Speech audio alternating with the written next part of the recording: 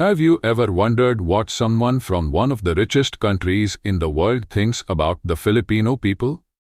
Picture this: a royal family from a country full of oil, money, and grand palaces. What would they say about a country like the Philippines, known for its hard-working people and modest roots?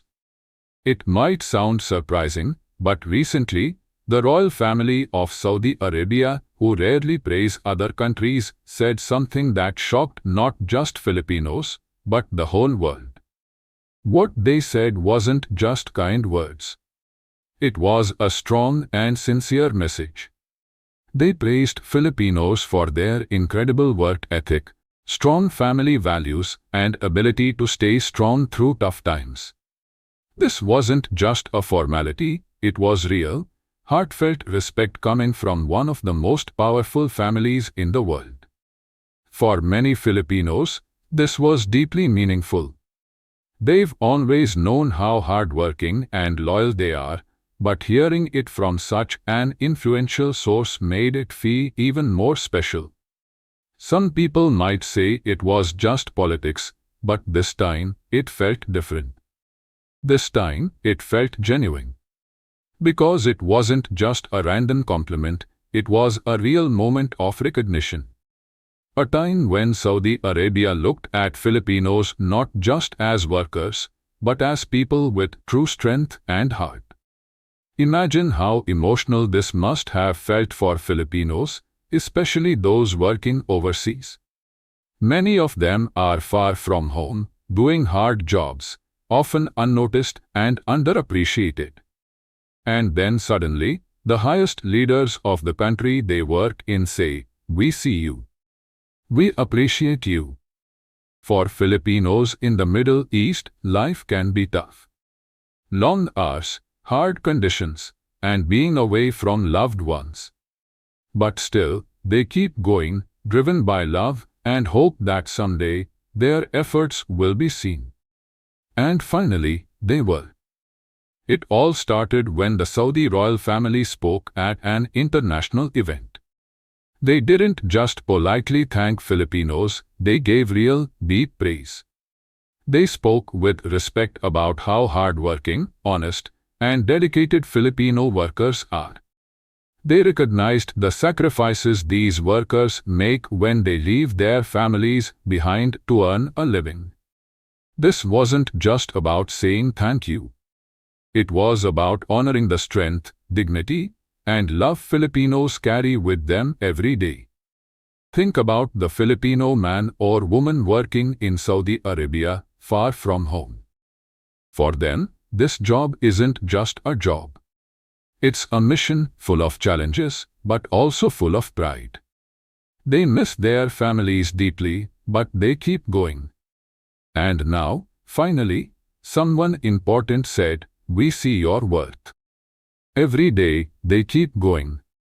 Filipino workers put in long hours, giving up their own comfort to help their families and support their country.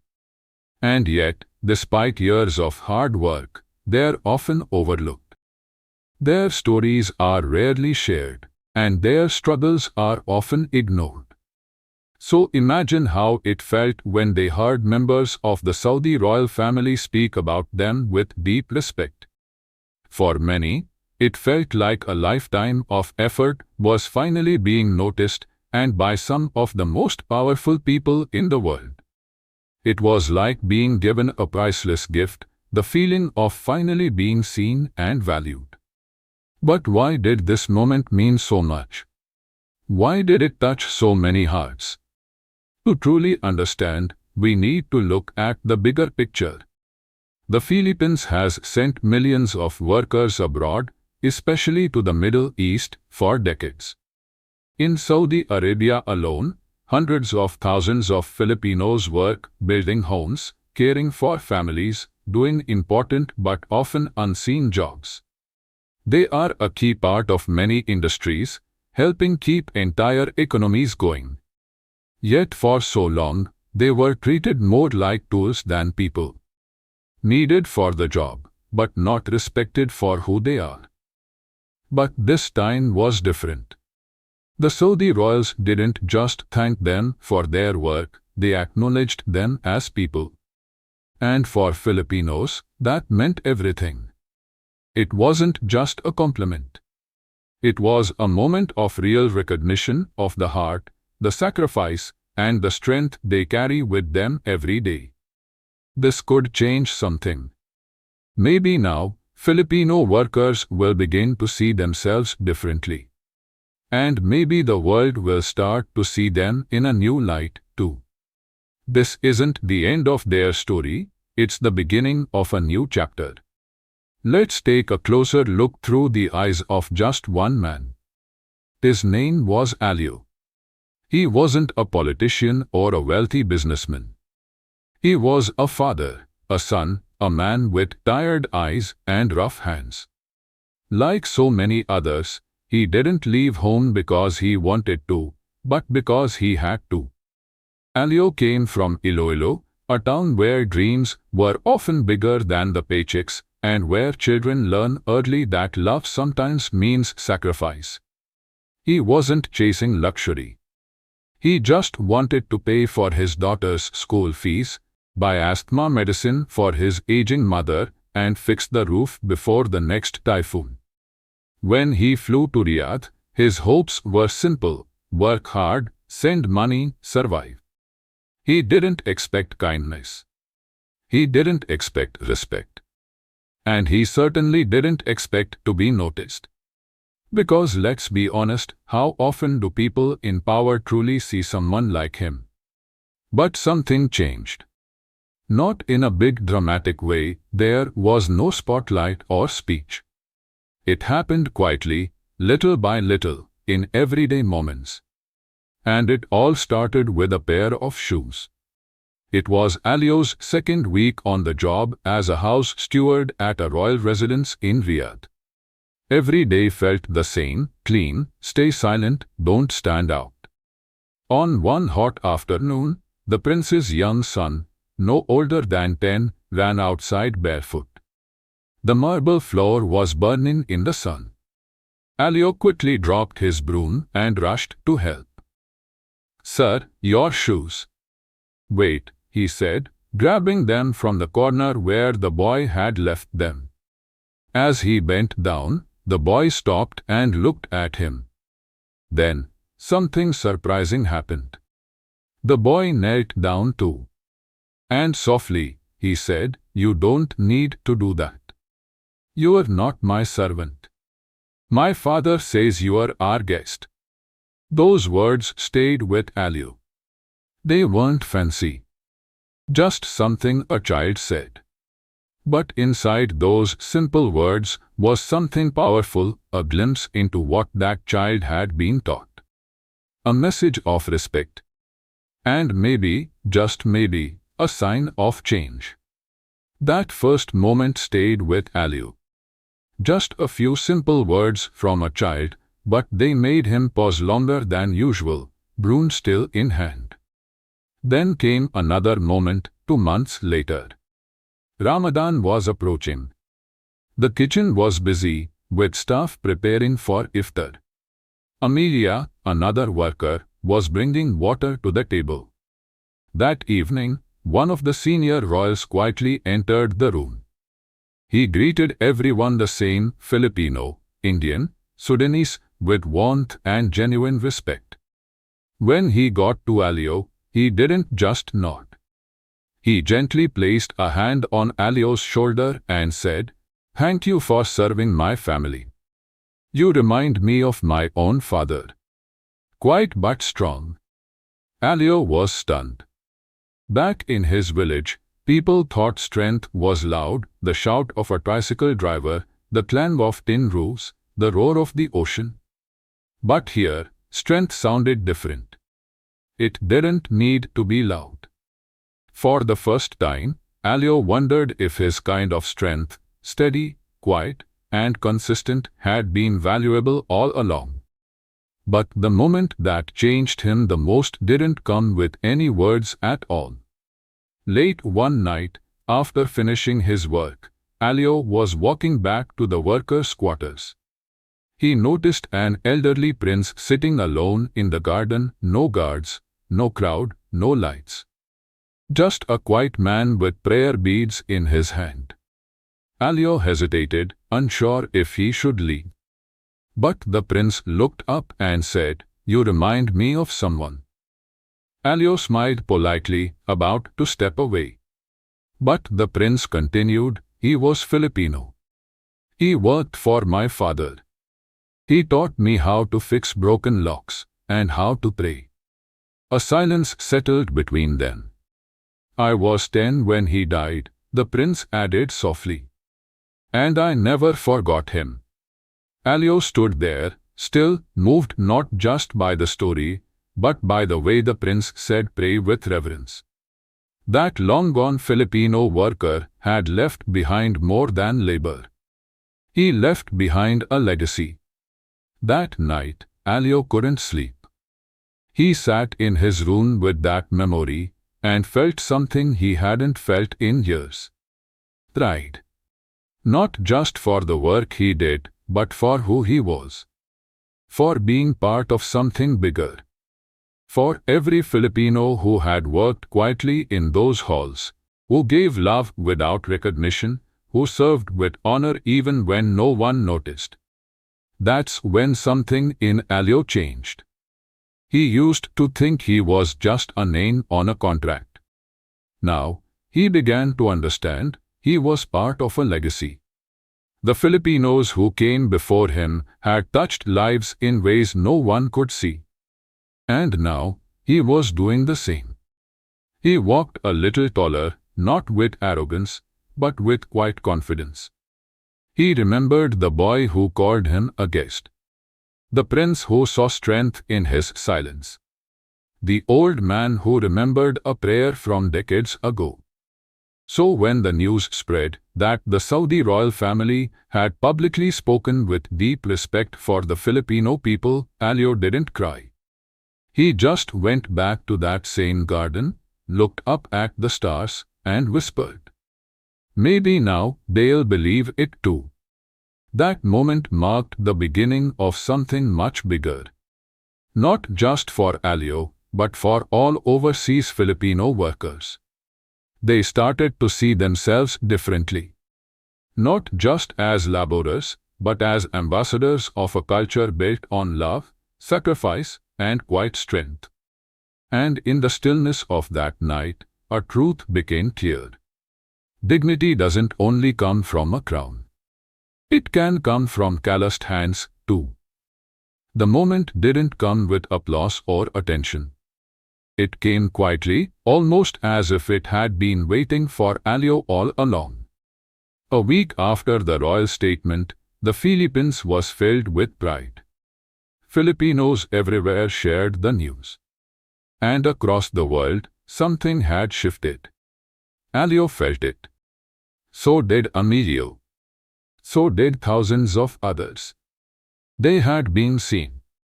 Alio still didn't fully understand how big this moment was. Not until the phone call came. It was late in the evening. He had just finished his work and returned to the quiet of the workers' quarters. Then, his phone rang. It was an unknown number. He hesitated. In his world, calls like that usually meant bad news, contract issues, late payments, or worse, an emergency from home. But this time, the voice on the other end was calm.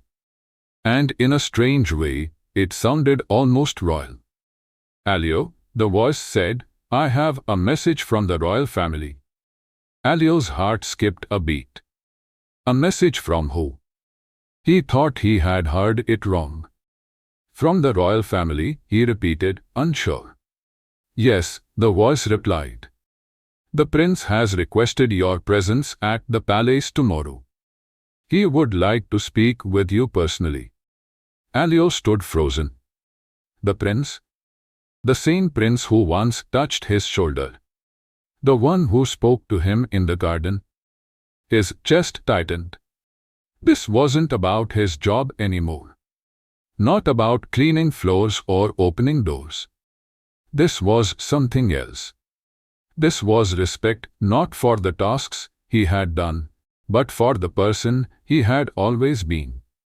For the first time, Alio didn't feel like just a worker in a foreign land. He felt seen. The next day, he entered the palace grounds with a strange mix of awe and disbelief. The halls he used to sweep now felt different. They didn't feel distant anymore. They felt familiar, almost like they belonged to him too. His footsteps weren't quiet with fear. They echoed with purpose. He was led into a beautiful room, grand but not cold. The lighting was warm, the space felt calm. At the far end sat the prince, surrounded by advisors. But this wasn't a stiff meeting. It felt human, personal. The prince stood to greet him, not as a ruler to a servant, but as one man to another. "Alio," he said, with calm but weight in his voice, "I didn't call you here just to thank you for your work. I called you here to offer something far more important, respect." Alio stood still. His breath caught in his chest. He'd heard words like that before, polite phrases, empty gestures. But this wasn't that.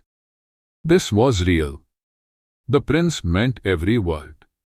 The prince continued, "I've come to understand that your people don't just work to survive. They work because they believe in something greater: family, love, community. That kind of strength is rare. And we forget it too easily in a world filled with wealth and titles." Then the prince looked him in the eyes. "We honor that strength. We see it. On of it." The words hit Alio hard.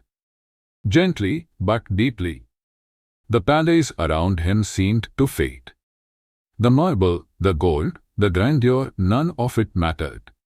What mattered was that someone at the top, someone with power, was looking straight at him. Not as a worker. Not just as a Filipino. But as a human being who deserved dignity. And something inside Alio shifted. He felt something rise in his chest that had been buried for years. Pride. Not just for himself, but for every Filipino who had worked quietly in the background, for those who had sacrificed so much to give their families a better life. For all those whose stories were never told. This recognition wasn't just for him, it was for all of them. The prince seemed to understand what Alio was feeling. He gave a gentle smile. "I know many of your people live and work here in the shadows," the prince said. "But today, we bring you into the light. I want you to share this moment with your family and with your country." Alio could barely speak. His throat tightened with emotion, but somehow, he managed to say, "Thank you. Thank you for seeing us. For seeing me." As he left the palace that day, he felt the weight of everything that had just happened. He wasn't the same man who walked in. He wasn't the same man who had arrived from Iloilo, carrying only hope and a dream for his family. That moment changed him. And as he sat quietly on the shuttle back to the workers' quarters, Alio made a silent promise to himself. "This is not just about me. It's about every Filipino who has ever worked far from home, quietly doing their job, hoping that maybe, just maybe, someone would notice. Someone would say, 'I see you. I value you.'" Alio's story isn't just his own. It's the story of millions of Filipinos, overlooked, underappreciated, and yet full of dignity and quiet strength. The recognition from the royal family wasn't luck. It wasn't a small gesture. It was a powerful reminder of something so often forgotten. True dignity isn't about money or status. It's something deeper. It lives in the heart. And for Filipinos, that heart beats strong. This wasn't just about Alio growing as a person. It was about a shift in how the world sees Filipino people. Whether they're in hospitals, in homes, on construction sites, or in kitchens, Filipinos carry a strength that's easy to overlook, but impossible to break. Alio's journey became something bigger.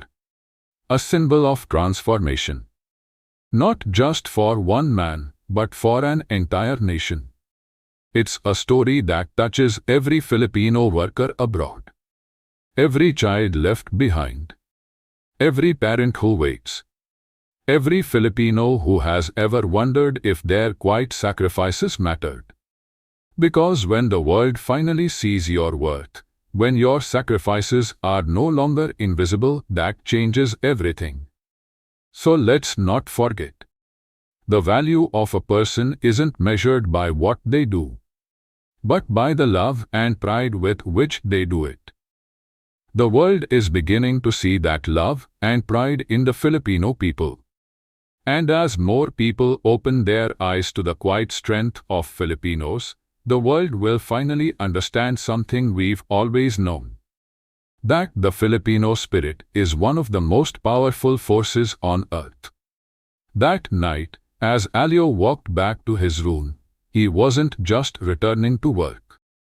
He was returning to his life, a life now filled with meaning, with confidence, and with deep pride. And as he looked up at the sky, he whispered, "I am proud of who I am. And I am proud of where I come from."